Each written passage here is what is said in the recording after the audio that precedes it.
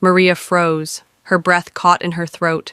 She dared not turn around, but the breathing was unmistakable, slow, deliberate, and far too close.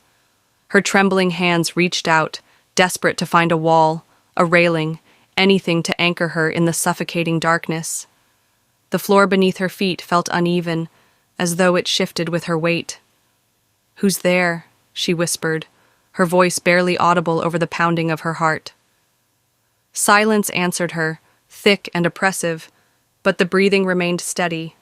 Then, just as she gathered enough courage to move, a cold hand brushed her shoulder. Maria screamed, stumbling forward into the abyss.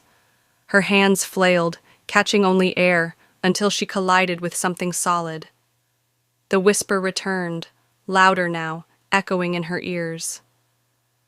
"Why did you come here?" it hissed. A faint, eerie light flickered to life around her. She found herself in the attic, though it looked nothing like she remembered. The old wooden beams were gone, replaced by walls pulsing with dark veins, as if the room itself were alive. In the center stood a figure cloaked in shadow, its ember-like eyes fixed on her. The grin she had seen earlier stretched impossibly wide. It took a step forward, the floor rippling beneath its feet.